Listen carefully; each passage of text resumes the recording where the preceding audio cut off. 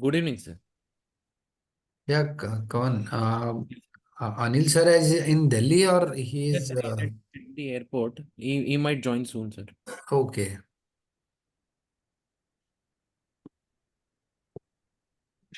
Where is he? Is he in Delhi?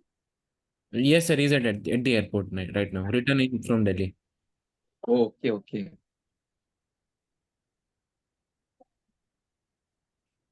So he's going to join?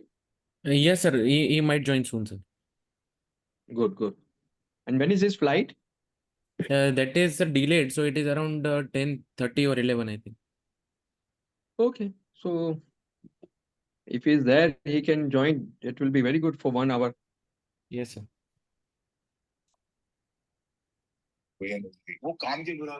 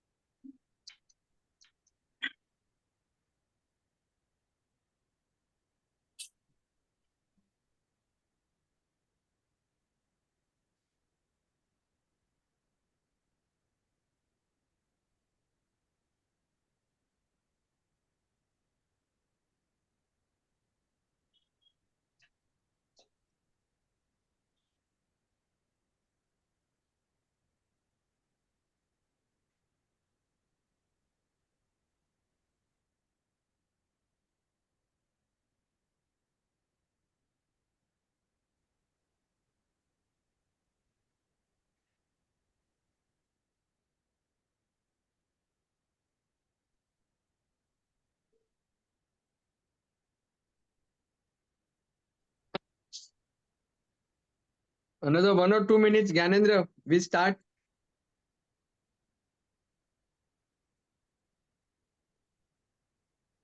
Yeah, no problem, sir. Yeah. Because many people might be, busy or something. Yeah, Because this is the last clinic, their exams. So let us wait for 1 2 minutes and then we start. sure, sure. Who is answering today? Sir, Anand, sir. Anand from Just Look. Sir, sir, Dr. Anand from Ashay from JJ Hospital, sir. Ashray and Anand, na? Yes, sir. Yeah.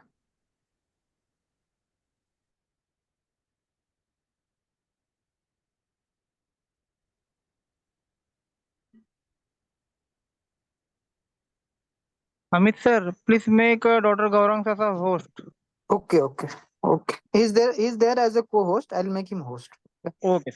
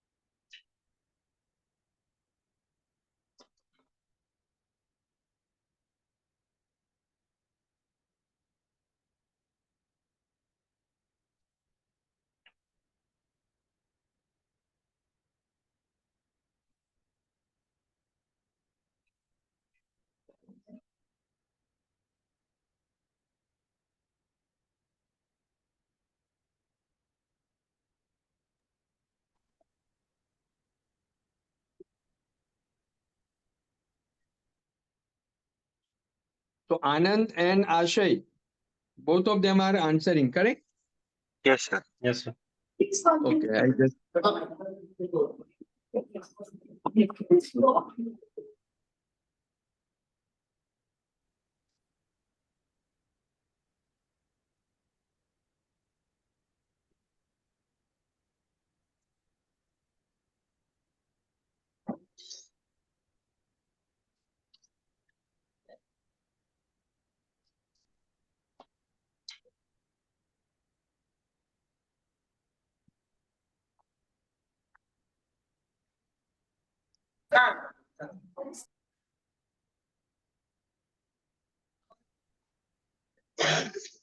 Anil, good evening.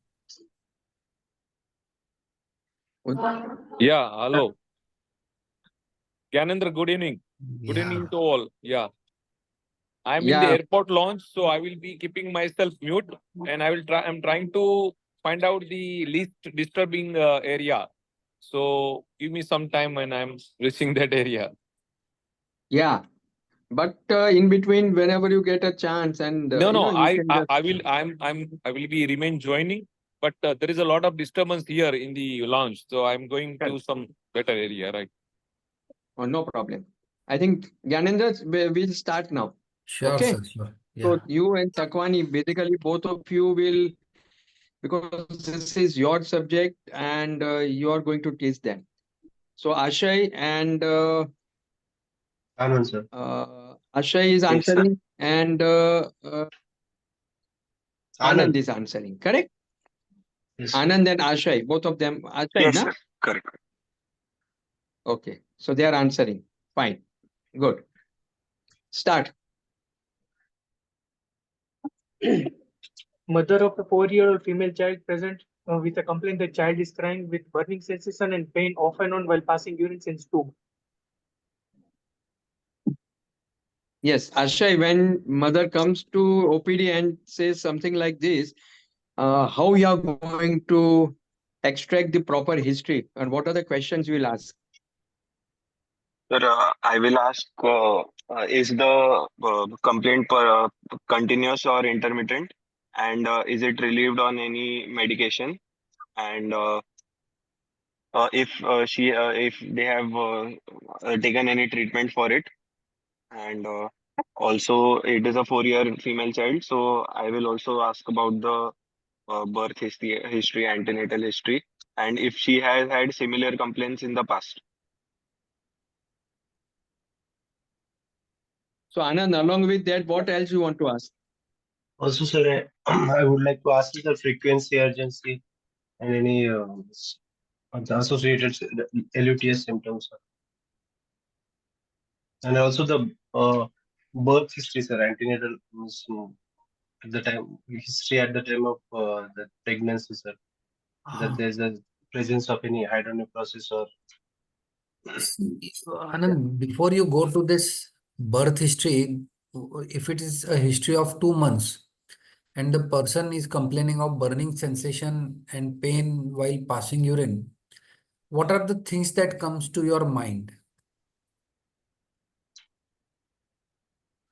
Most commonly, sir, urinary tract infection secondary to, sir, uh, um, Yes, secondary to? cause PUG obstruction, sir. Yeah. See, this Yes, is exactly the problem that happens because you know the case. Just think that you are in the OPD and a patient comes brought with these symptoms. Your first possibility would be UTI, UTI, sir. right? Now, Yes. if it is UTI, what is the other symptom that you are, see, for any symptom or any probable diagnosis in the history, what you are likely to ask? One, the history which will likely confirm your diagnosis, associated symptoms, etiological factors.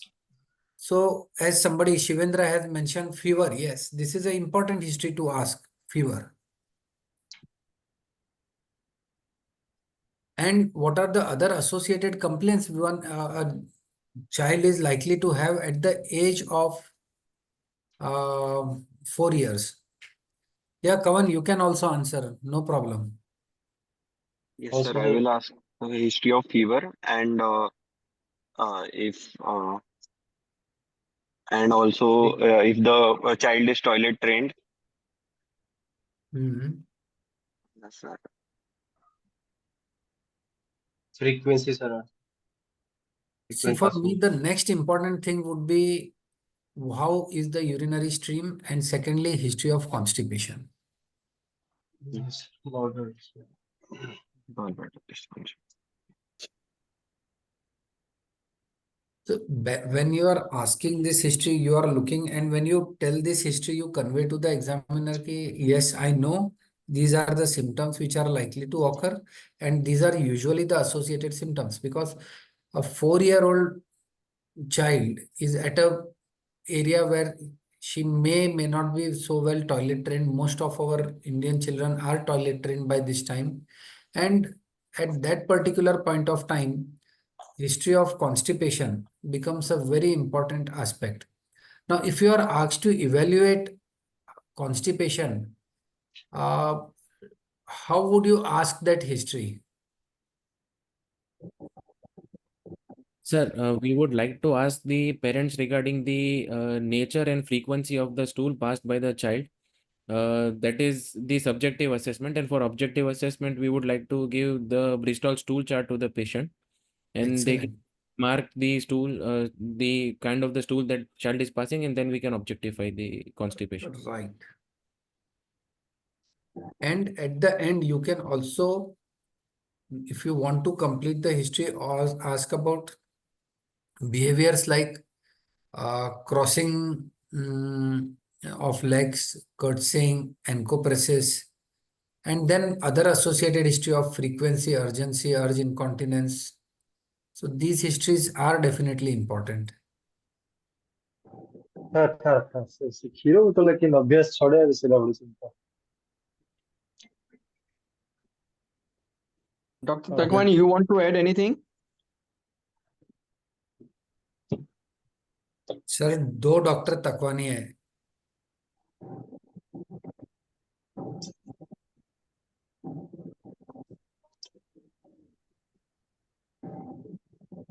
So, can you just, Anand, whatever Dr. Sharma has said, okay, along with his history, what are the important points? Right, along with that, whether the history of fever or is that associated with any bleeding disorder, I mean bleeding problem. Along with that, you have to ask or everything antenatal, then postnatal, any investigations done, any procedure in the past, then whether patient has got any incontinence, and since last 2 months, what are the problems? Whether patient was toilet trained and now again he has lost the control. କଣ ଲାଗୁଛି ତେଲିଆ ଲାଗୁଛି ନା କଣ?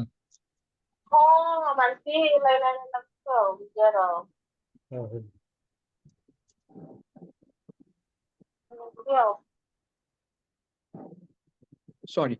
So whether patient was trained earlier, like, because 4 years. So usually by 3 years, daytime toilet training will take place. So again, he has got or she has got incontinence. So all these things are very important, right? So you concise the whole thing and just tell us in short, including constipation and other things.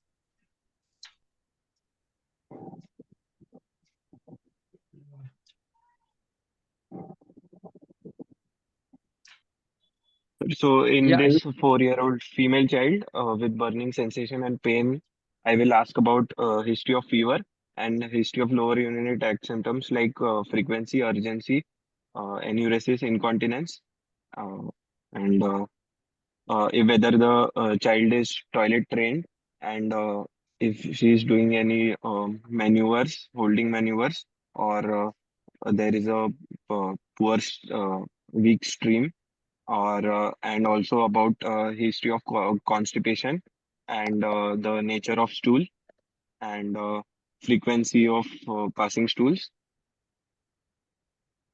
uh, and also about the birth and antenatal history and history of similar complaints in the past, and if patient has taken any treatment for it.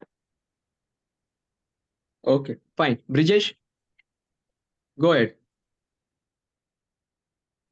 Shivendu had asked sir, ki, how would you elicit a history of urgency? In fact, it's very easy. Very often, the mother herself gives the history that whenever the child has a desire or there is a desire to pass urine, she rushes to the bathroom. Sometimes she leaks few drops. She starts doing some holding maneuvers. So these aspects definitely suggest that there is an element of urgency present. So Yeah, please remember explain. these points because in exam, see, the child is only 4 years old. Okay. So when you are asking all this history, the examiner can ask you that how you are going to elicit this particular history from mother. So these are the important things. Always remember. Okay. Yes. Fine. Go ahead. So child was apparently all right before 2 months when she started complaining of pain, lower abdomen, burning urination. Pain was mainly suprapubic region intermittent and sometimes coming to the back. Mother noticed that pain was aggravated while she was able to pass urine partially. It was relieved with paracetamol after passing urine. She was taken to a nearby hospital where she was given supportive treatment with fluids and analgesics, and she was then referred to further management. The mother also gave a history of recurrent urinary tract infection and fever since 3 years. She has treated her child with antibiotics at local nursing home, and it was further he was further investigated at the healthcare system and diagnosed with neurogenic bladder with reflux disease and was advised CSIs.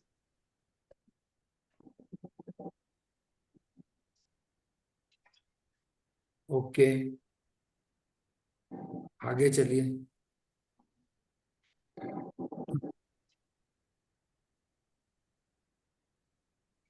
There was no history of any fever, immature lithuria, no history of trauma, no history of breathlessness, no history of swelling of the back, no history of passing of large amount of urine in relief of pain, no history of discharge per urethra, no difficulty in walking, change of gait, or any difficulty while waking up.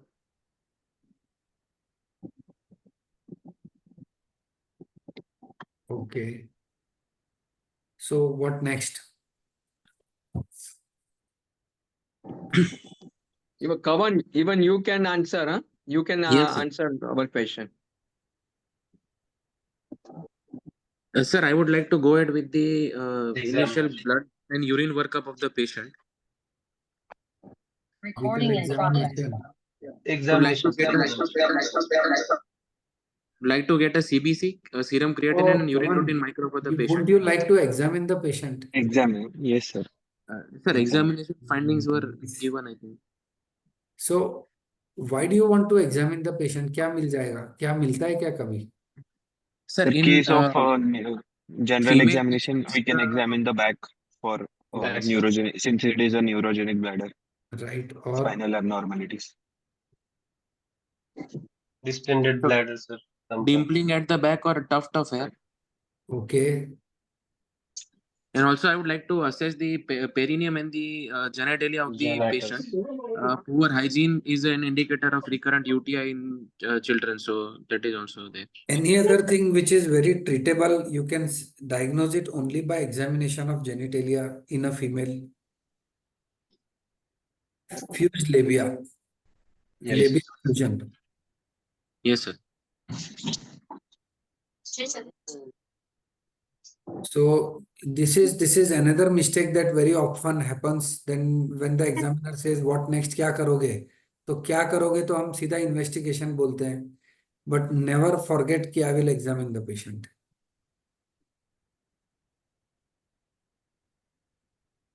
Chalo, let me ask you a question. What is the difference in the way a UTI presents in an infant, in a child, and in an adult?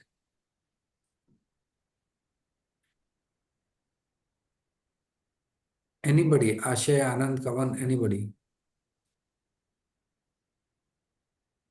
Sir, in infants, the presentation of the UTI will be in the form of crying while passing urine, extensive crying, and child would be agitated.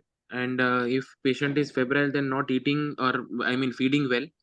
In children, usually they have, if they are male patient, then pulling of the penile skin or penis during the micturition, suprapubic pain, and again and again wanting to pass the urine will be the complaints. And in adult patient, the usual symptoms are dysuria, urgency, frequency. Fever.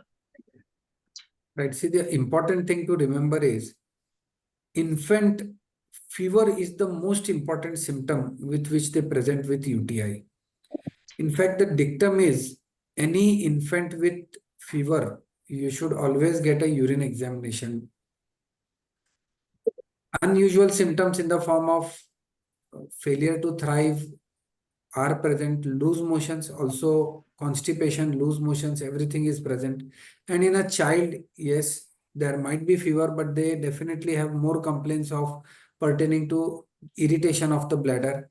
And in an adult, it definitely varies depending upon where the UTI is present, whether it's an upper tract UTI or a lower tract UTI. Fine. So you have examined the patient and the patient is fine. Clinically, there is no abnormality. I will give you another scenario. I have examined the patient. I find nothing unusual in the examination except that there are no gluteal folds which are seen. What is the probable diagnosis? Yes. Yeah, Sacral. you are right. It is sacral agenesis.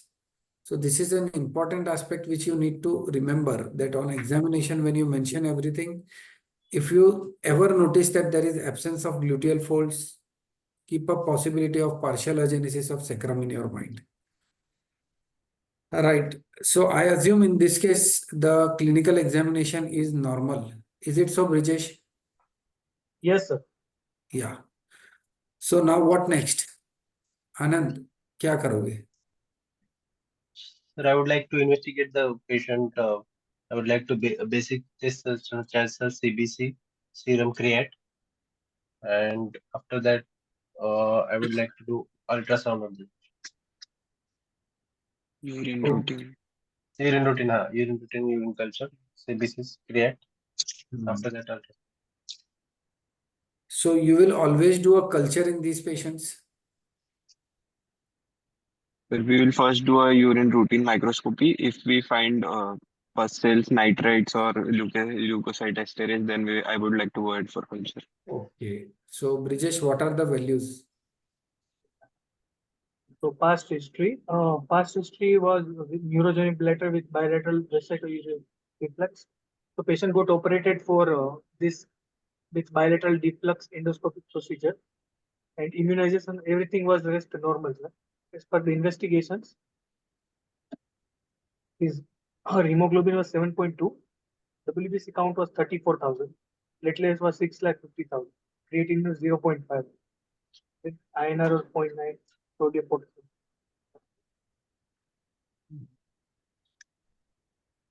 तो क्या करोगे? Urine routine?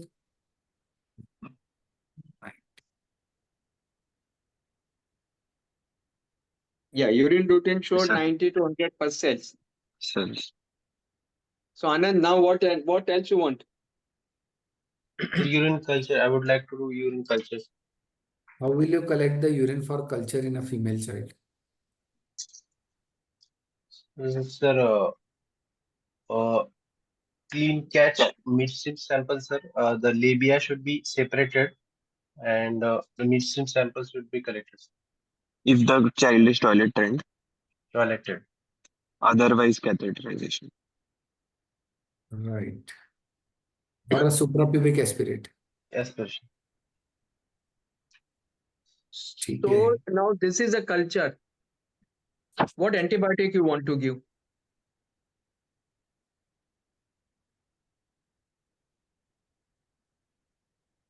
Sir, nitrofurantoin Nitrofurantoin. as per weight, Anand, 2 mg you per look kg. at the fact that the counts are 34,000. IV antibiotics we would prefer. I do. See, remember, nitrofurantoin is a drug which gets excreted in urine. It has Urine very high concentration in the urine, but it does not have good parenchymal penetration.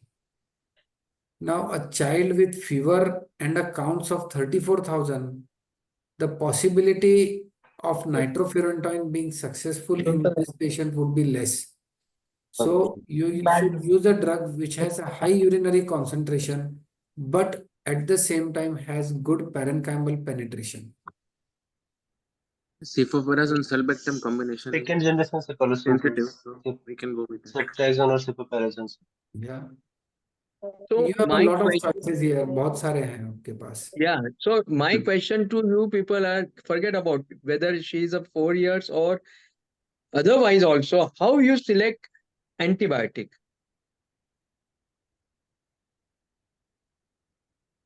See, ideally antibiotic, they say that it should be the molecule should be of the lowest. Okay, first generation. Second thing is it should be the most sensitive. And the third most important thing is it should be cheap, cost wise, because patient may require multiple drugs later on. So that is one thing. But in urine, again, in this respect also we decide whether it is a simple urinary tract infection or it's a complicated. And if you are suspected that it is a complicated urinary tract infection, we should not go for the lower group, must always go for the higher. Understood. So in this case, when, as Dr. Gyanendra is saying, that this patient has got fever, 4 years, complicated, you are suspecting some congenital anomaly. So in that case, and again recurrent, so better to go for the higher antibiotics. Takwani sir, your suggestion, how you decide? So if the patient is not running febrile fever, then I don't know whether the patient is having fever, but I think the patient is not having a fever because initial part I was listening. In that case, respecting this particular episode, I may think about giving oral amoxiclav, which is sensitive, and later on, after giving therapeutic dose, infection under control, urine routine micro shows me the almost absence of the bacteria, leukocyte stress positive, negative, and the pus cells have significantly reduced. I may switch over gradually on the nitrofurantoin if patient tolerates. And I agree with your all the points which you mentioned while selecting the antibiotic for long-term prophylaxis. But I also agree with you that in an acute illness, the nitrofurantoin will be not that effective. We have to select some broad spectrum antibiotic which is sensitive, maybe amoxiclav in this case, or maybe cefoperazone or third generation cephalosporin drug. And then our aim should be selecting either repeating the culture or selecting the another drug which is here in this case there is a nitrofurantoin. Yeah. I think, but Gyanendra is the final maybe authority, because today we missed Gyanendra's lecture even in the SIU Delhi. And yeah, so Gyanendra? Gyanendra ji, Yeah, final verdict from you. sir, this is exactly, sir, what I wanted to say, because when we see nitrofurantoin, immediately we jump to nitrofurantoin, but the moment there is anything which suggests that there is parenchymal involvement, and there are few things, if there is history of fever, counts are very high, CRP values are high, ultrasound shows an edematous kidney or feature suggestive of pyelonephritis, use a drug which has got a parenchymal penetration. Now, another important aspect, which I will tell you from a practical point of view, that whenever we look at the MIC value, we are very fascinated कि वो MIC value कितना है. Now, this MIC value is taken for blood values, blood के अंदर. What we are concerned with is urinary concentration.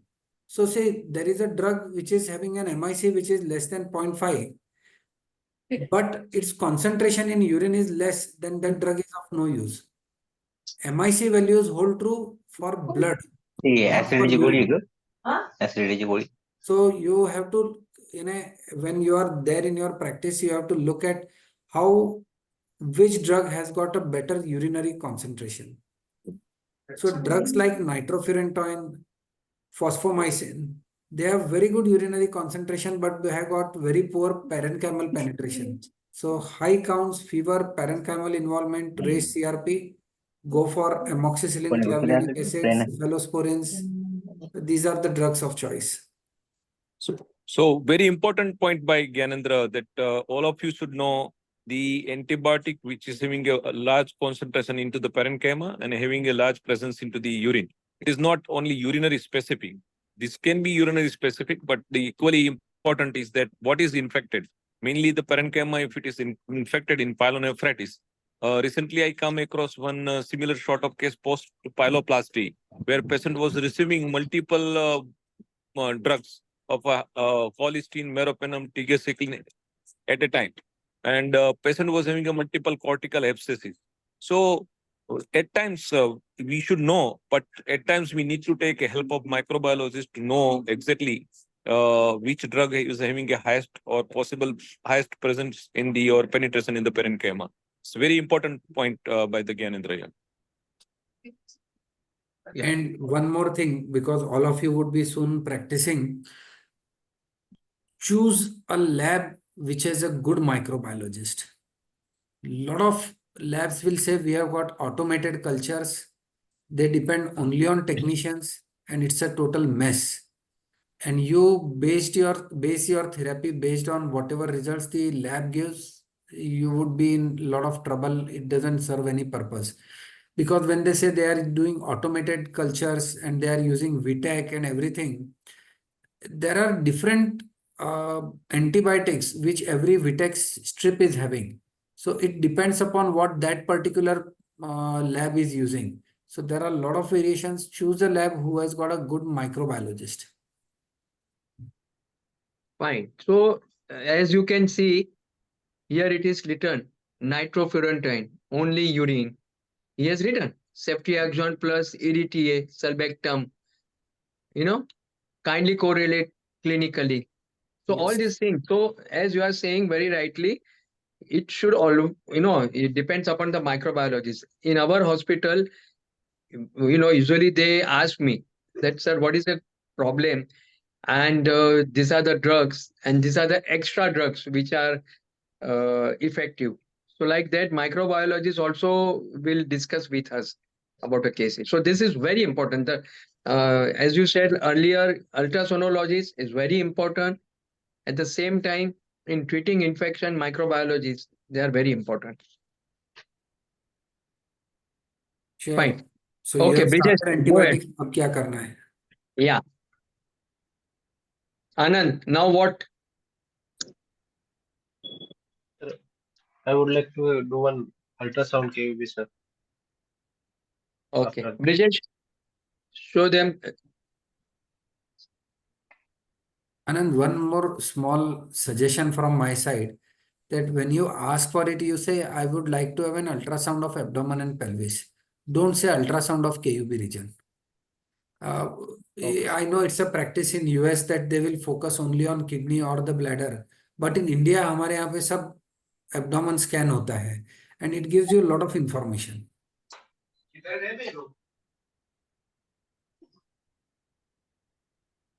Yeah. So this is a report. Yeah. Both the kidney shows grade 1 hydronephrosis. Both ureters are dilated, suggesting hydroureter. Right kidney has cortical thickness 9 mm. Left kidney has cortical thickness 11 mm. Impression is both kidney shows grade 1 hydroureter, and bladder wall shows minimal forced trabeculations. Brijesh, can I correct you? The right lower ureter measures 9 mm. It's not the parenchymal thickness. Yes. Yeah. The right lower ureter measures 9 mm and the left lower ureter measures 12 mm. Yes. Question to Kavan. What is the cutoff which says that this is mega ureter? 7 What mm. meter cutoff says that this is a mega ureter? Sir, permission है तो पूछ रहा हूँ. अरे sir, any diameter more than 20 mm? 20 mm. 7 mm. Yeah, 7 mm के ऊपर 7 mm. is taken as mega ureter, right? 7 mm. 7 mm is the cutoff. Cutoff. Yeah, But, 7 mm or more than that is considered as a mega ureter, or you can dilated ureter. but till which age? Age is not applied for that, actually. I Yes. don't know the age-related normogram, but whenever we define dilated, or you can say mega ureter, because many people don't like terminology mega ureter, but any dilatation more than 7 millimeter or more than that is considered Yes. as a pathological, and points out towards the one or another event, like it can be VUR, it can be obstructed, or it can be refluxing with obstructing, or it can be non-obstructing, non-refluxing, simple physiological dilatation, but it considered as an abnormal dilatation. Yes. Fine. So Anand, this is a report. Now what you want to do? So what is coming to your mind now? It is more than 7 millimeter, correct? Yes. So it's as the ureter and there is a hydronephrosis in the hydroureter, the grade of the reflux should be more than 3. No. See, I think Anil will shed more light on it. But based Actually, on मैंने ultrasound, paper you फोड़ दिया cannot. था, ज्ञानेंद्र. मैंने paper फोड़ दिया था, giving them differential diagnosis. Yes. Yeah. Correct. But you cannot grade hydronephrosis based on the dilatation of the ureter that is Yes. on ultrasound. It is a habit of the radiologist many of the times, not of Gyanendra's wife, but because he's working with the urologist. But otherwise, the rest other sonologists, they sometimes mention grade 1, grade 2, grade 3, but it's not a radiology. It's not be a comment from the sonologist. Go ahead. The So, as the Anand, patient is having a reflux, sir, vesico-uretary reflux, I would like to investigate more by doing avoiding cystoscopograms. No. Anand, I'll tell you. See, if you look at the history, past history, there is a history where the baby was diagnosed with a suspected neurogenic bladder and has undergone a deflux procedure. Now, Yes, sir. in your clinical examination, you have not found anything which suggests that this is a neurogenic bladder. And Yes, sir. when the patient has undergone a deflux procedure, it's equally possible that there could be obstruction. Just because the sonologist has written query reflux, it doesn't mean there would be reflux all the time. So there are two things in front of you. There are three aspects that you need to consider. Number one, the child has presented with infection. Second, there is a past history where the child was diagnosed as having a neurogenic bladder, but at present you are not having any evidence to suggest the same. Third, there is dilated ureter. And because the child has undergone a deflux procedure, you really don't know, is it a failure of deflux or there is associated obstruction? We really don't know. Charger but करो. Now tell me how you will proceed further.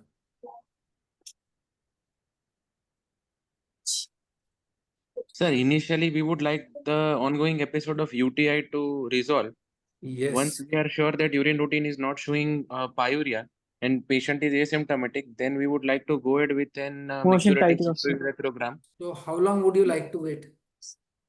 Sir, I mean, Sir, if patient has become asymptomatic and follow up at 1 week or 2 weeks is showing no pyuria in the urine routine micro, then after 2 weeks it is reasonable to go ahead with the micturating cystourethrogram under the culture sensitive antibiotic cover. So till that time you will only give antibiotics, do nothing other than that. Yes, sir. Would you like to have a neurological Catheter race. examination? yes, sir. Yes, sir. One neurology opinion also, sir. Right. So, okay. Now, this is something very important, that if you are suspecting reflux and you want to do a micturating cystourethrogram, never do it in the presence of an active infection, because it can aggravate the infection and at the same time may give fallacious results. Can anybody tell me why the results will be fallacious? Because of the edema and inflammation, there will be transient reflux, which will show up a false positive on the VCOG. And we will also be causing iatrogenic pyelonephritis. That's one, but the results would be fallacious because if there is gram-negative infection, the endotoxin cause relaxation of the ureter, so the dilatation of the ureter would be fallacious, fallaciously more. Oh. Okay, so MCU, Anil, anything else? And what other information you can receive into the sonography in a suspected case of reflux? Can sonography be helpful to detect other than the hydronephrosis? Sometimes we do not get hydronephrosis in febrile patients or patients where we are suspecting urinary infection. What We other would like to informations you would like to look at into the sonography? see the size and shape of the kidney. If it is a pyelonephritic kidney on one side, there can be it can be smaller in size. There can be variation in the contour of the kidney. It can be echogenic. There can be polar loss of contour can be seen as irregularity on the ultrasound. Also, bladder wall thickness is important. Thickened bladder wall is a marker of lower urinary tract dysfunction, which can be associated with VUR. Yeah, And what about the post-word residual? yes. Yes, PVR Yes, is sir. also important. Yes, sir. See, Kavan, PVR is also important. you have answered really well and covered all the aspects. The simple way, what I would like to tell everybody is, you would look at the sequelae of reflux in the form of presence of pyelonephritis, presence of scars, and what is the shape of the bladder and the residual urine. Perfect. Yes, sir. Right, Brijesh, आगे क्या Go है? ahead. Go ahead.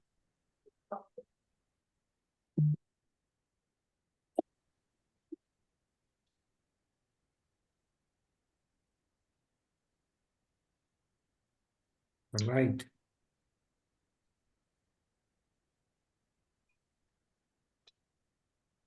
Are these the only MCU plates which are available?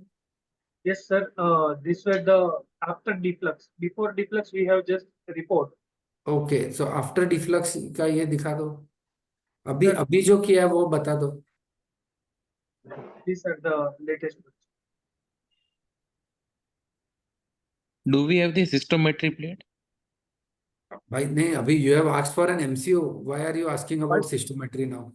First describe this, na, and tell us your observation, because this is after deflux.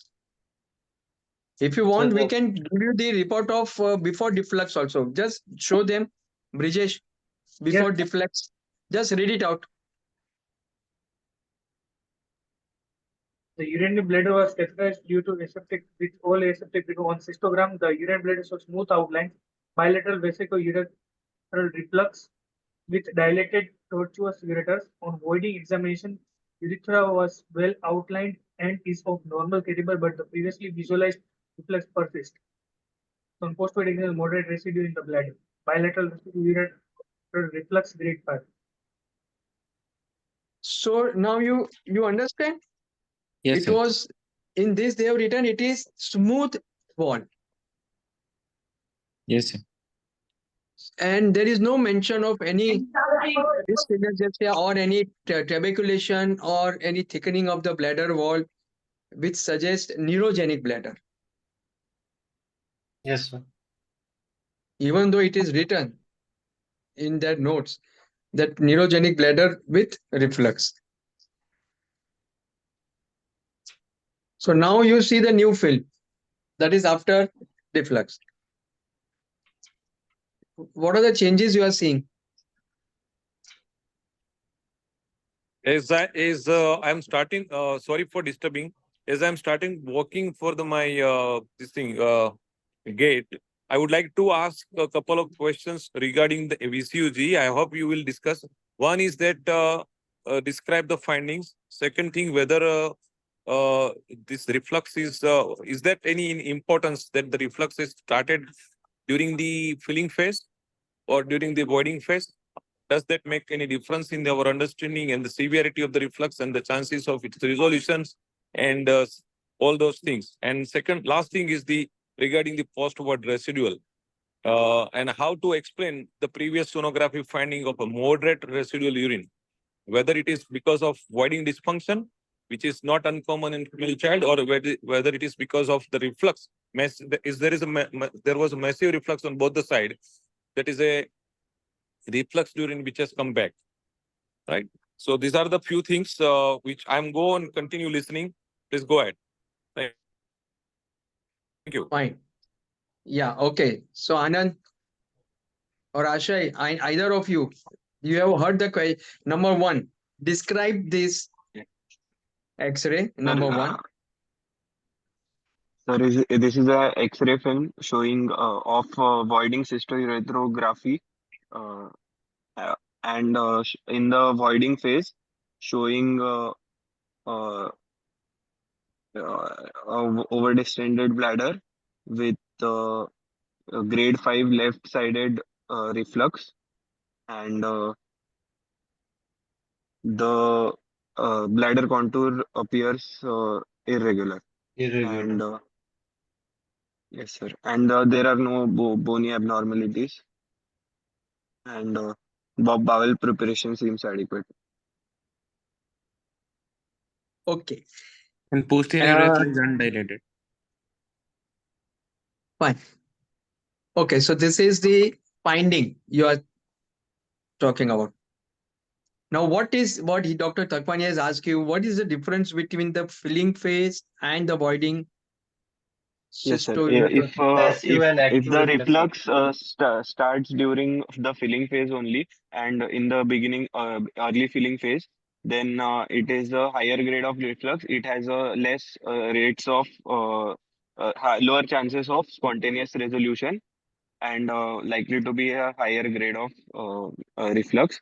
And if it is in the and if it is in the voiding phase, then it has higher chances of spontaneous resolution, and So, will till will less which likely grade require of surgery. so till which grade of reflux you will tell patients parents that there are chances of resolution? So grade From 2, sir. grades From one grade to 2 to three. grade 3. Fine. So the So chances Sir, of we would like almost to quantify the chances of reflux to the patient. Any grade of reflux can resolve with time spontaneously, keeping in mind the other factors. But usually, grade 1 or 2 reflux will have almost 60 to 70% chance. Grade 3 or 4 have 40 to 50% chance, and grade 5 reflux will have around 20% chance of spontaneously resolve over time. At the and grade of usually how many reflux, years the parent will ask you, Sir, okay, till doctor, 5 years. up till 5 years, sir. so how many years you will like to wait? Sir, 5 I would years like to go or ahead with conservative and medical management till 5 years to wait for resolution because of the VUJ modeling will take place, remodeling, and it will lead to spontaneous resolution of the viewer. fine. Now the third question he has asked is that sonography was showing that there is a large amount of residual urine. How you explain this? So during the some amount of urine is gone into the ureter, so that's why when the patient voids, the residual urine come back. So the residual urine is more in case of this VUR. So we would like to This is the conclude it cause as a for pseudo PVR rather than the true PVR. Okay, fine. So Gyanendra ji, now they have answered these questions. Now your comments.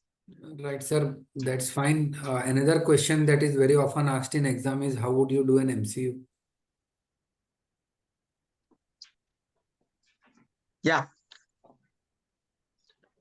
Because Sir, in Sir, your practice also, a this is one. 4-year-old female child, so appropriately sized infant feeding tube of 5 to 8 French 5 will be used to catheterize the bladder and fill radio opaque iodine Yeah. contrast. Ashay, first thing. And the filling. first, Yes, sir, sir. Ashay, first thing is the first film that is taken Position. in an Plain KUB MCU film. is a KUB film. Yes, sir.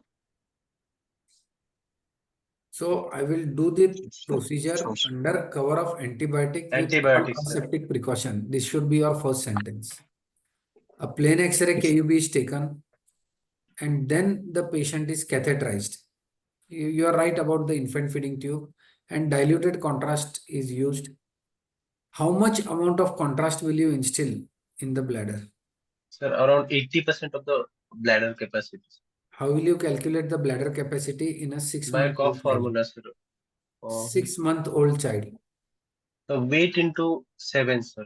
Right. And above 2 Wait, years? Above 2 By years, we will use the formula age plus 2 into age 30. plus 2 multiplied 30. Okay. So इस patient की as है 4 years. 180 ml. Right. Around, we will instill around 160 ml. Yes. And with the partly full bladder, you will during the filling phase, then We will full see, bladder look for while emptying, and then post void.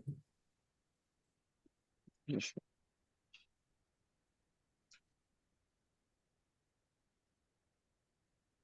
Right. Now you must be knowing the grades of reflux. I won't go into those 5 grades of reflux. Let them talk now. Okay. Sir, Let one of them enumerate. sir, grade 1 is Sir, reflex into the non-dilated ureter. Grade 2 is reflex into a non-dilated ureter plus pelvis. Grade 3 is dilated ureter plus blunting of calyces. Grade 4 is grade 3 is mild dilatation of ureter and blunting of calyces. Grade 4 is moderate dilatation of ureter with moderate dilatation of pelvis, and grade 5 is tortuous ureter and loss of capillary impression. Right. Fine. So now great, we have completed. So now this is the I have a one Actually- question, Gaurang. yeah. Yeah. So see, sonography finding, if they remember, there is a hydronephrosis there on the right side.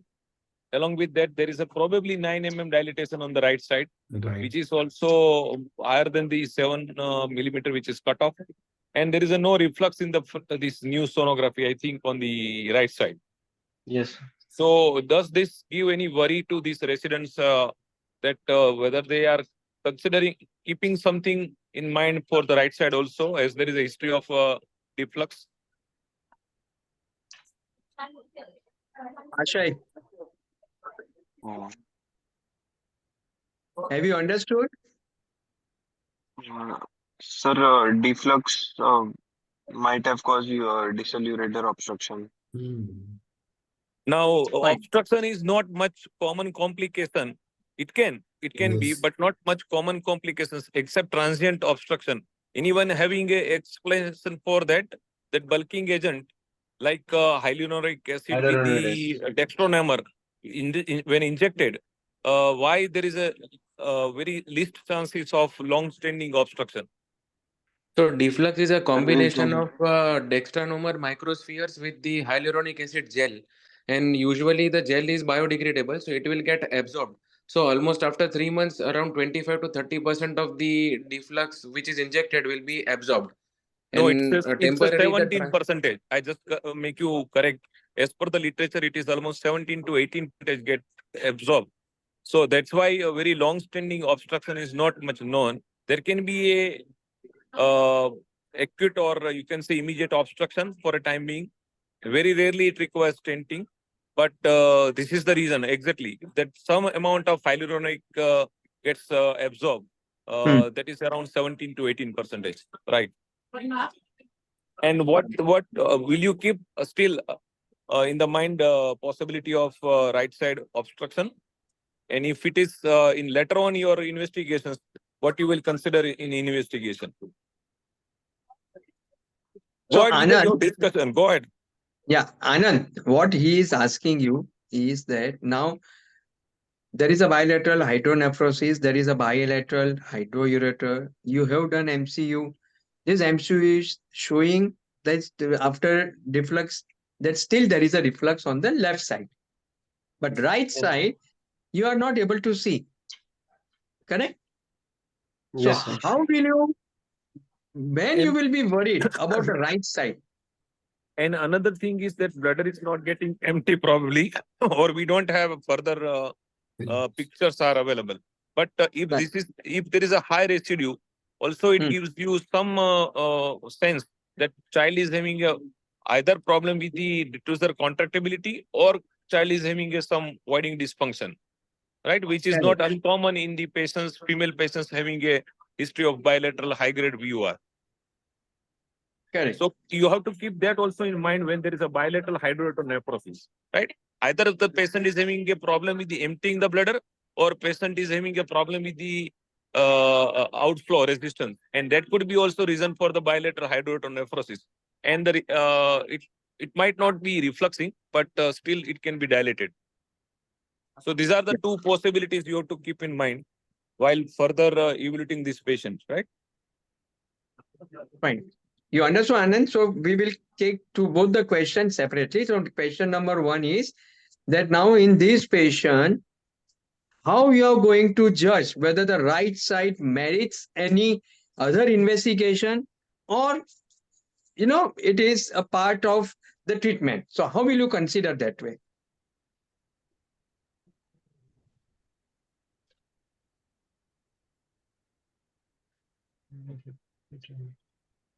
Yeah, Sir, one Anand. thing is during the DMS cystoscopy, we would like to evaluate the vesicuretic junction opening on the right side. If it is patulous, then it shows that there is no obstruction. And also before that, if we have catheterized the patient and the hydroureter on the right side decreases, then also we can say that it is transiently dilated ureter, but it is not obstructed. Okay. So important thing is that, for example, the ureter before deflux, what was the size of the ureter? Now, if the size of the ureter is increasing, it is a worrisome. Second Yes, thing sir. is hydronephrosis and the thickness of the parenchyma. Now, if the in sonography, if the so that is why it is better to go to the same ultrasonologist. Sent. Now, he compares with earlier and says that hydronephrosis is increasing, parenchymal thickness is decreasing.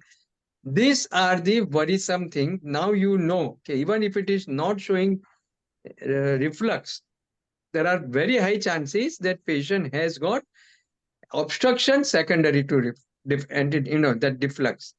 So this is very important. So that was question number one.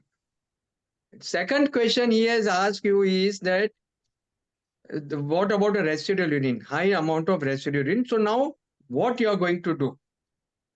So before that, I will request Dr. Gite. Dr. Gite, if you have got any comments till now.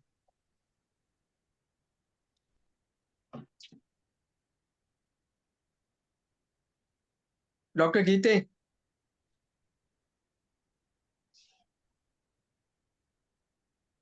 Gyanendra, Yeah, sir. right? The Yeah. ultrasound report mentioned that the residual urine was only 20 ml. Yes. But the MCO, it's only the voiding film and the post-void film is not available. So one is not sure whether the residual urine that we are thinking would be present in the bladder is actually present, because the ultrasound report mentioned a residual urine of only 20 ml. Correct. Fine. So now okay. Kavan? So at present, what we are having Yes. is there is a reflux on the left side and there is hydroureteronephrosis on the right side. And we really don't know what is causing that hydroureteronephrosis. So what are the further tests that we would be doing to find out the reason for the right-sided hydroureteronephrosis first? And secondly, once we find it out, what would be the next course of action to tackle the problem for which the patient has presented to us?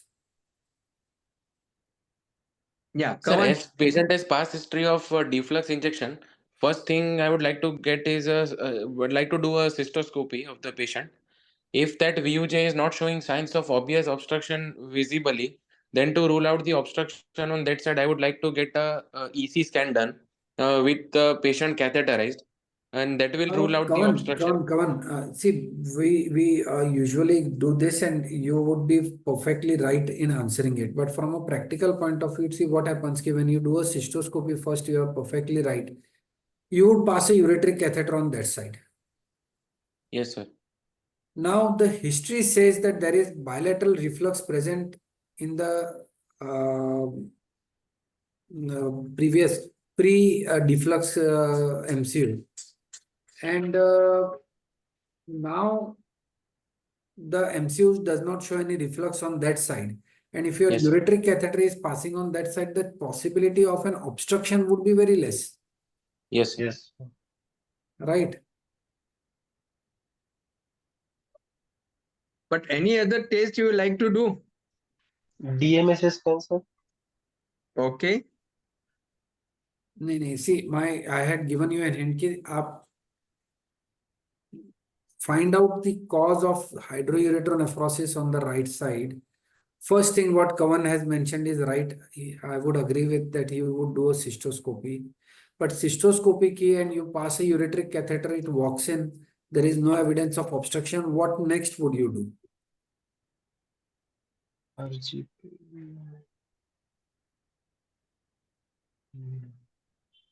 Sir, we would catheterize the patient and see after say 2-3 days if the hydroureter has decreased or not. That's one. If still not decreased, sir, then we would like to go ahead with a radionucleotide scan to rule out the obstruction at the VUJ. Okay, let me give you an option. Would you like to do a urodynamics? Would you like to do a diuretic renogram using EC or MAC3? Or would you like to do a DMS scan? Sir, DMS MAC3 or EC scan will be the choice for right side.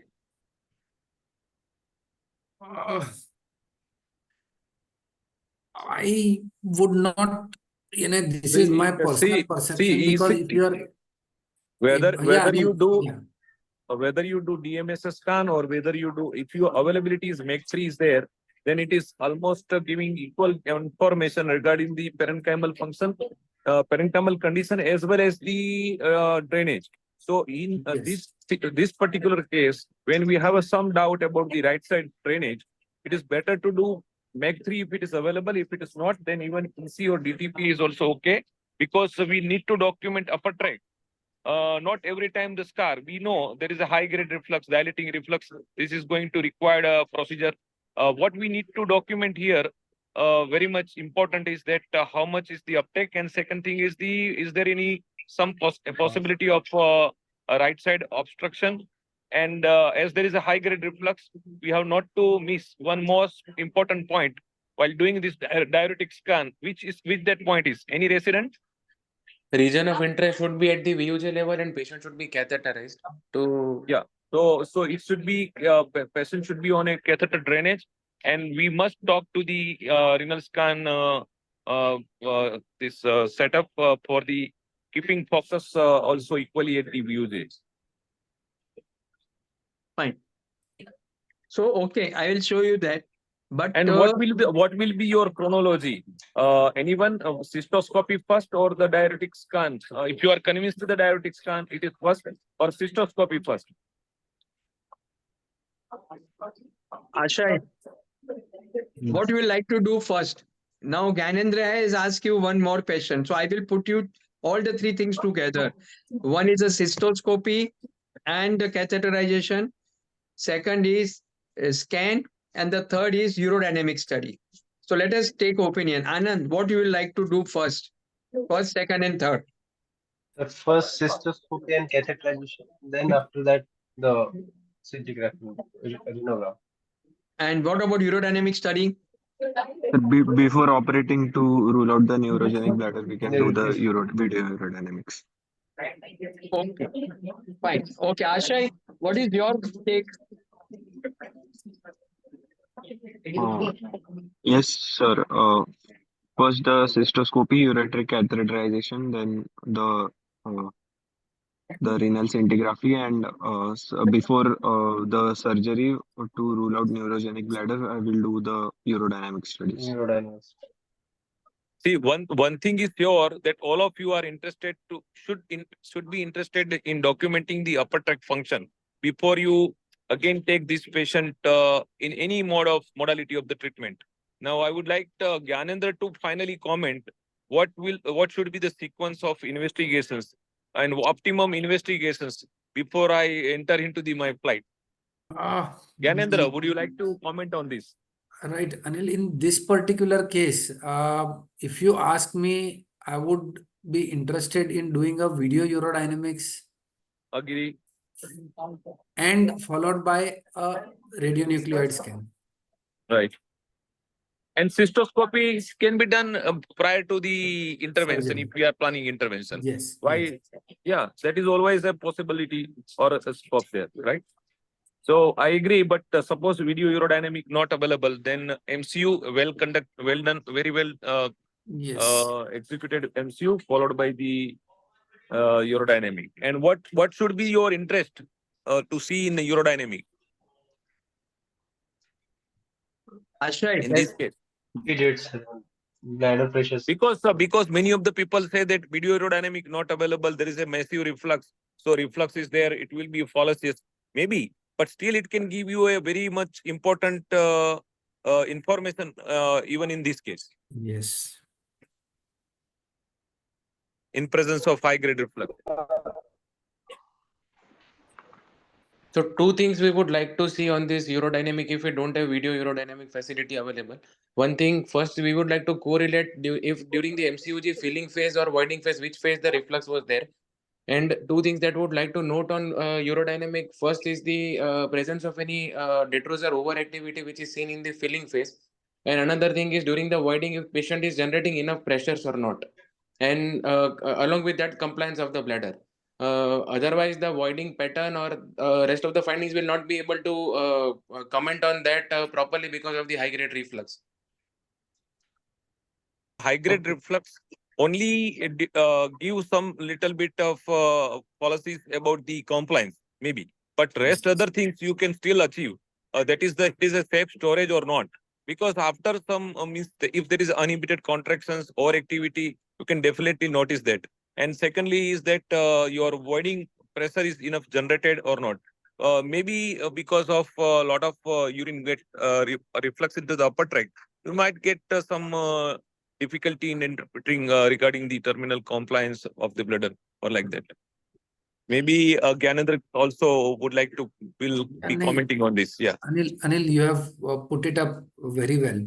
Right. My only suggestion to all the students would be that whenever you are commenting about urodynamics, don't, very often at the early phase of our career, we are bit overawed by urodynamics. And if many centers don't have urodynamics, then they still grapple with it in a very untidy way.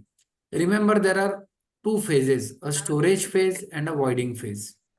In storage phase, you are supposed to comment on only four things: capacity, compliance, stability, and sensation. And in the voiding phase, you are supposed to comment on only two things: detrusor contractility and the flow rate. And based on this, your conclusion would be what is happening in the voiding phase and what is happening in the storage phase. This is, I think, a simple way in which you should approach urodynamics. Very well said. Very well said. Because there are so many centers where there is no aerodynamic study, and when in exam, we have seen that so many times the examiner is asking about the aerodynamic study in most of the case. So it's a very well said, and we are going to take one clinic on aerodynamic also. So that time this will be very helpful. So now we have taken Gyanendra's advice, and we have done, in the same chronicle, the first urodynamic, DTPA renal scan, and then cystoscopy. Okay. Brijesh, show them first urodynamic. Show them filling phase and graph, filling and voiding. Yeah. Can anyone comment? Let us start with Tanay.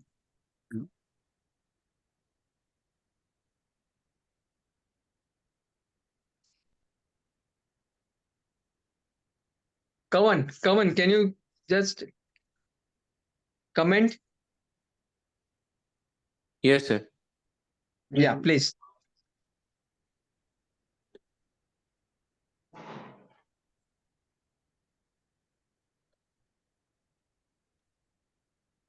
Sir, in the filling phase, there are few contractions which are incomplete contractions, suggestive of some bladder overactivity. The infused volume is 195 cc, and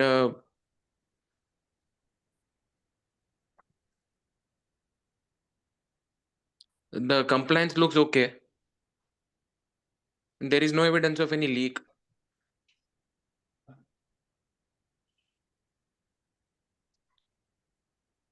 Fine. Proprioception looks normal. Yeah.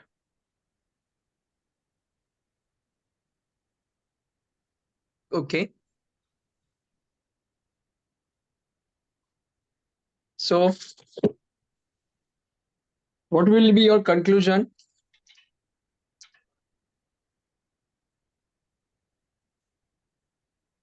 Overactive bladder, sir. And overactive bladder?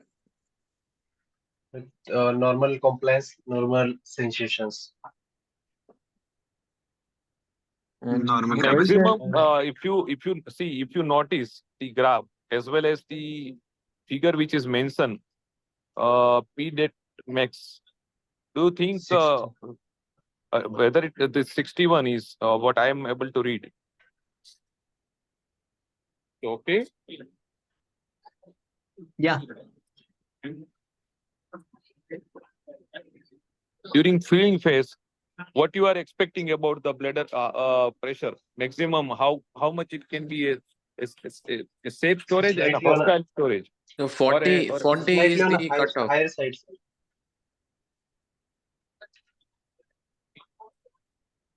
Yeah. Any pressure slightly on a above higher 40 side. during the filling phase is unsafe bladder.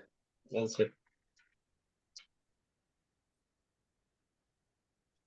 Normally, the bladder pressure will not go up to 40 also. That is the detrusor Yes. leak point pressure Yes. that we are talking of. So there is no, if there is leakage associated with a pressure of more than 40, then it would be a very unsafe thing. Yeah.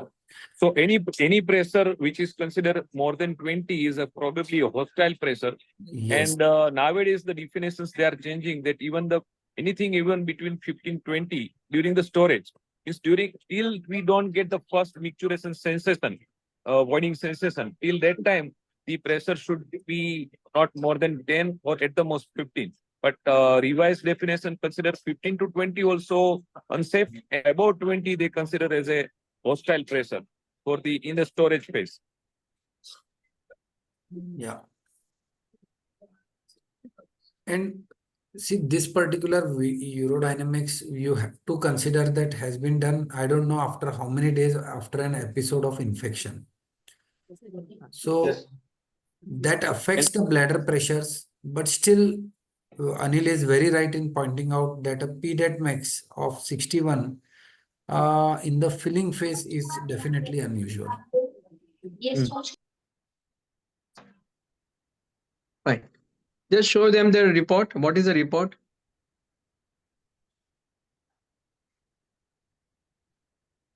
Just read it out.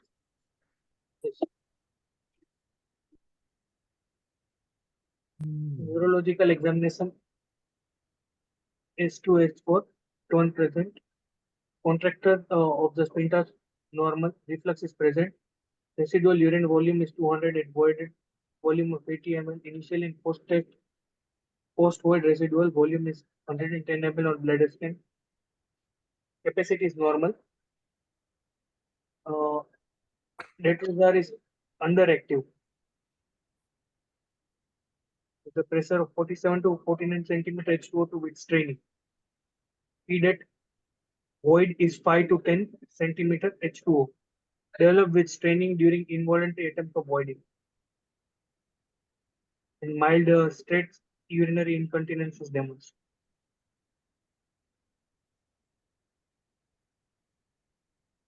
And she was leaking urine during crying also. Yeah. So stress.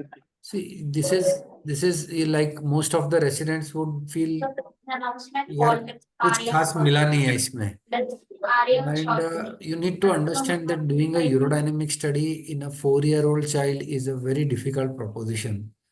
It's not an easy thing to do, but still the information that has been available to us with this is very important, that the detrusor contractility was not present. And whatever she is attempting to void is with a lot of straining. And at the same time, we need to also remember that she has been on CIC. So we got the significant informations. We were thinking in the same line that there could be a problem with detrusor activity, Yes. maybe underactive detrusor. Now here, see, it is a 4 or 5 years female and having a reflux history. What could be the reason for underactive bladder associated with this now high-grade reflux, which was treated but inadequately treated? Anyone can explain? Dr. Vyomes from the Mumbai, who is there in the Great Ormond Street, they have done, that group has done a good study on this, the change in the bladder dynamics in the patients with the primary vesicular reflux of a high-grade BUR. So, can you explain that? How to explain this underactive detrusor? So for In this normal patient. bladder mechanism to work, the detrusor should be resting in between the contractions during the voiding. But in case of high grade untreated VUR, the refluxing urine after every bladder contractions for voiding will again re-enter into the bladder, and it will be the pseudo PVR, which will keep the bladder filled at any phase of the time, and that will keep the detrusor under some kind of continuous pressure, and it will not lead it to relax as much as it is needed, and which will lead to the modulation in the collagen fibers of the detrusor, and which eventually will lead to the underactivity of the detrusor. Yeah, so you are almost right. The thing is that they explain is that when there is a high grade reflux, the urine comes back to the bladder after the completion of voiding, and that never allow bladder cycle to feel get completed. And because of that, and another thing is that the child try to, once they start going to the playhouse or to the school, they start suppressing the desire of going frequently, and that is how they also suppress the activity that also contribute into the underactive bladder. So their studies are like that many of the time we opted for not to treat these high grade reflux patients if they don't have a febrile episodes of UTI and the kidney looks good, but subsequently when they grow, 8 times or a small number of patients develop voiding dysfunction because of high grade reflux remain untreated, and it is never allow bladder cycle to complete. Bladder is never at rest which is required, and that could be the precipitating factor for this kind of changes.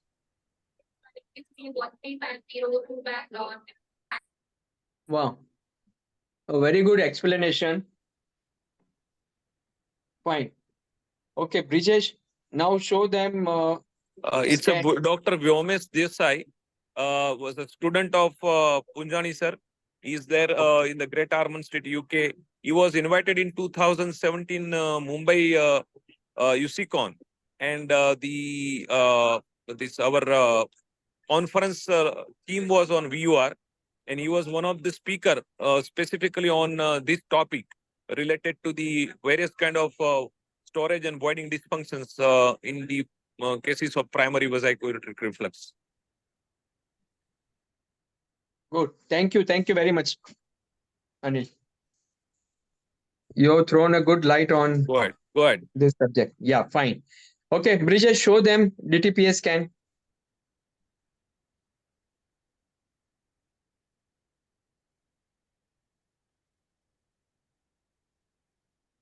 Yeah. So the left kidney had a normal configuration, appears normal in size and shows overall good tracer uptake in the thinned cortex. Contourial irregularity is seen with focal photopenia in the regions of upper polar cortex. Photopenia also seen in regions of dilated pelvis. The right kidney has normal configuration, normally its size and shows good homogeneous tracer uptake.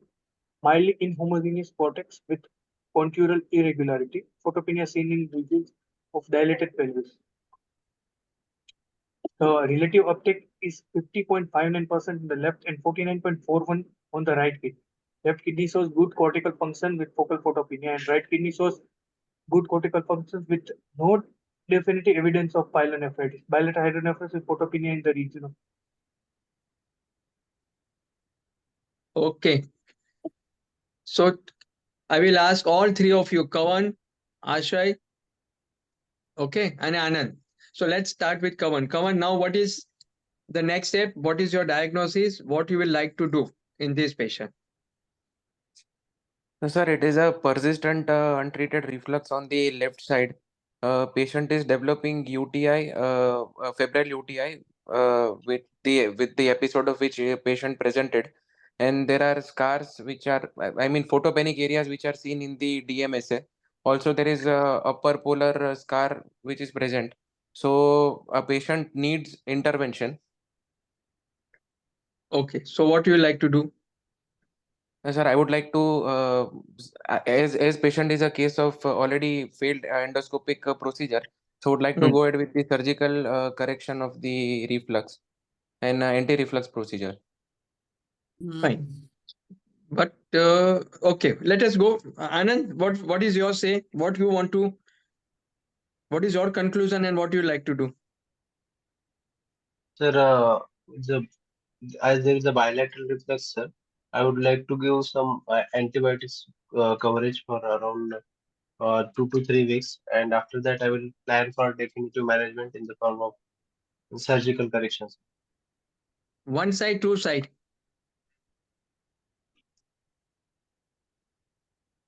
Both sides. Right side, there is no reflux, na?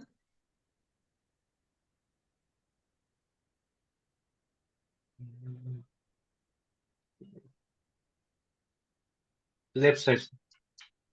Okay, so what do you want to do? Want to do anti-reflux for this thing, reflux again, or you want to do surgery? Surgery, sir. Okay. Ashay, what is your answer? Yes, sir. Pardon? Sir, for the left-sided reflux, I would, it is a failure of deflux, so I would like to go for open surgery. That is a left ureteric reimplantation. So now my question to all of you is that what is a contraindication to do anti-reflux surgeries? Come on. Sir, in cases of neurogenic bladder dysfunctional voiding, No, one after those things another. should be The same treated way. first. Okay, who is answering? Ashay. Overactive. Yes, Ashay, tell me. What is the contraindication? Sir, in cases of secondary reflux, we should treat the bladder or voiding dysfunction first before going ahead with surgery, because it will lead to higher chances of failure of surgery. So that is a contraindication. And second thing is, so you mean outlet obstruction, underactive detrusor, or any other dyssynergia, and if the bladder is Yes, sir. circulated. Trabecular. Yes, sir. Okay. Anand, what is your say? What are the contraindications?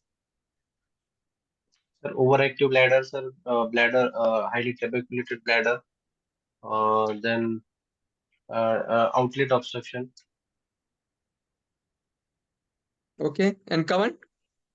Uh, I agree, sir. Any form of lower urinary tract obstruction or any form of detrusor sphincter dyssynergia or associated evident neurogenic bladder will lead to, I mean, is a contraindication to the anti-reflux procedure. So now in this child, any of these thing is present or it is not present? Kavan? Sir, we have not found any evidence of neurogenic bladder as of now. And the lower urinary tract patient is not that symptomatic. And the thing which we saw in the urodynamic study of detrusor underactivity, that may be due to the cycle of the untreated reflux. So currently in this scenario, there is no contraindication to anti-reflux surgery. Okay.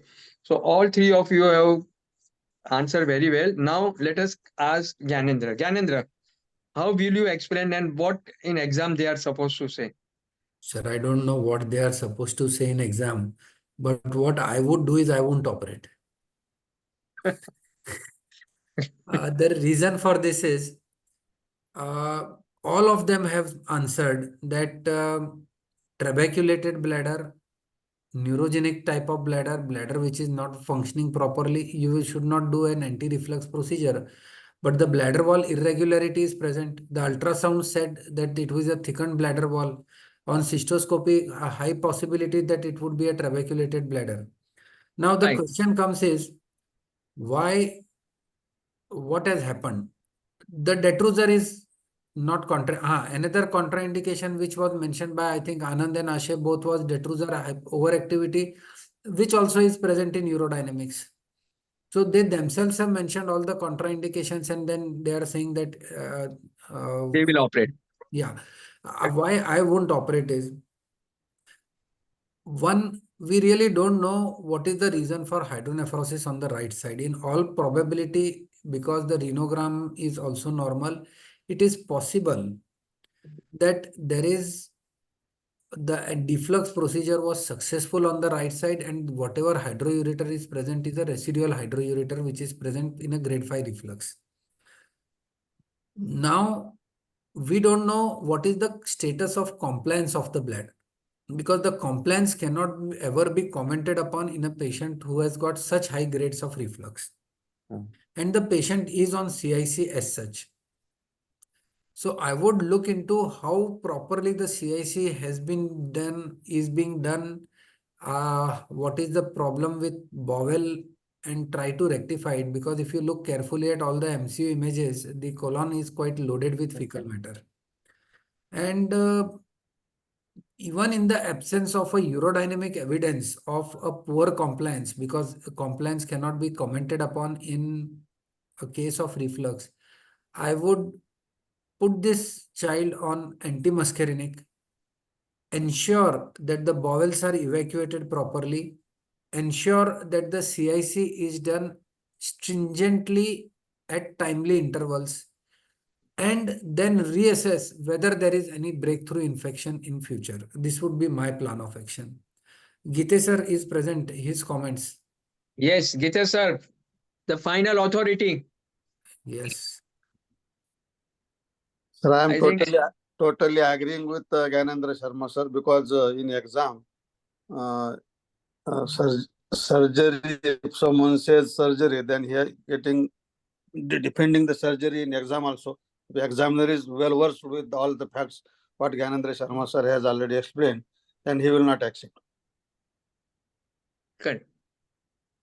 Fine. So I think that was the absolutely right answer and the right way. That is why I asked all three of them what are the contraindications, and we have seen that most of the things are present in this case.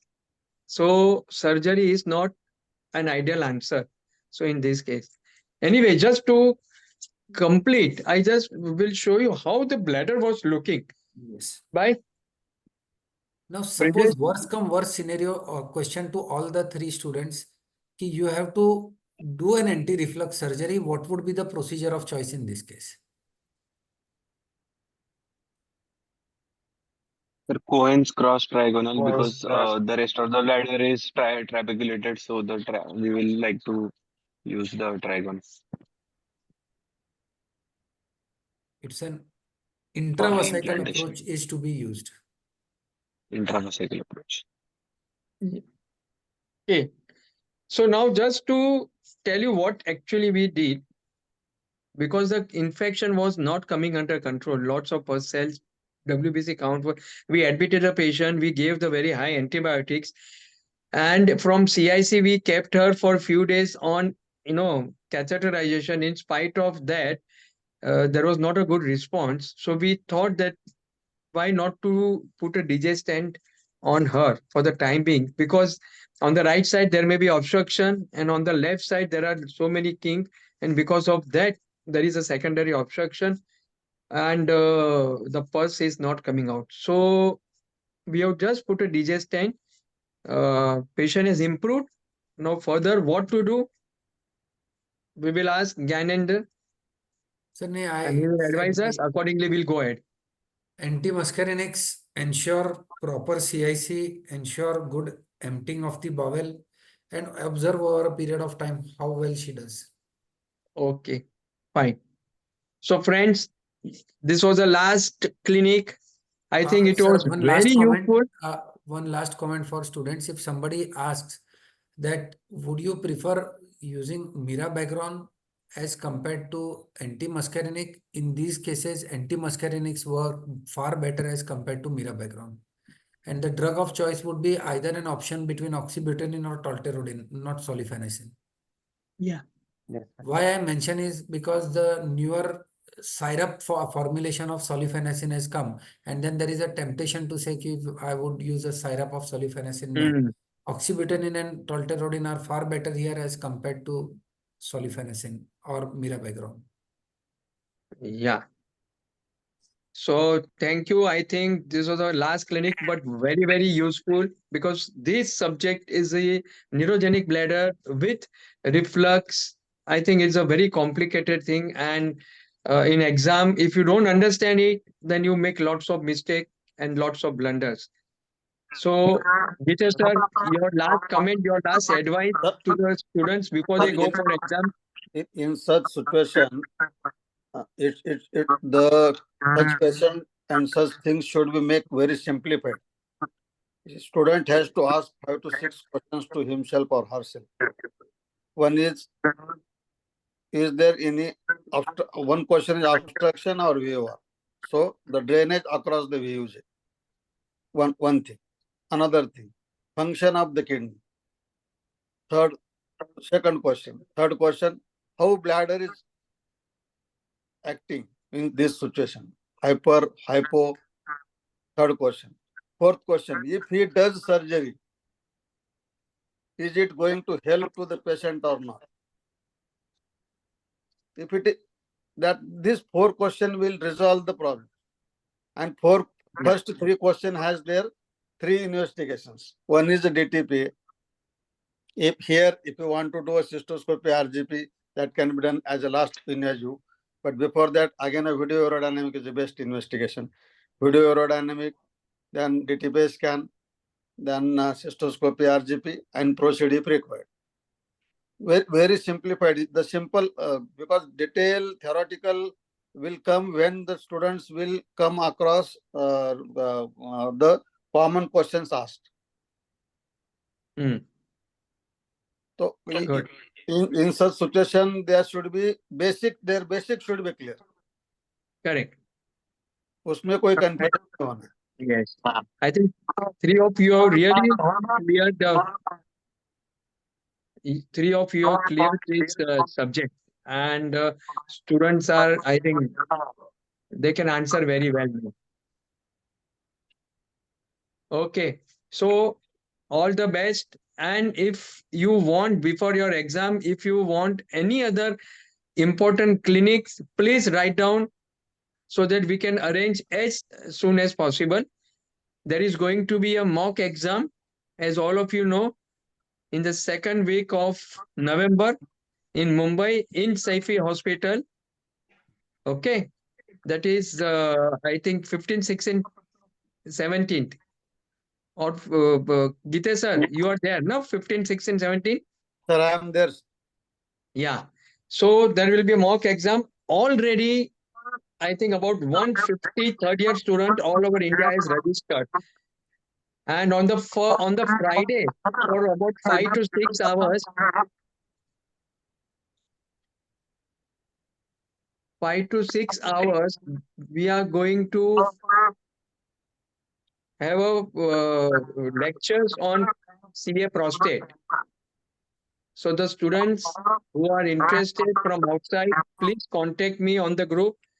And those students from Mumbai, please register earlier, because we have got limited seat. Our auditorium cannot accommodate more than 110, 120 students. Maximum in the outside corridor, area, we can have total 150 students. So if you are interested, register as early as possible so that we can accommodate and can do the needful. So with this, I will thank all of you, and we will stop our meeting at this juncture. Thank you very much, and all the best to all of you. Yes, sir. Best of Thank luck you, to sir. all the Best students. wishes from our whole team. Yes. sir. Yes. Thank you, GRS. Thank you, sir. GRS is saying thank you to GRS. Okay. And Takwani sir is not here. I think he is now flying high. He has answered, and he has, shown all his whatever the knowledge he has got. Thanks to him also. So I'll end it here. Sure. Thank you, sir. Yes, sir. Very best. Yes, sir. Good night. Night. Yeah. Good night, sir. Thank you, sir.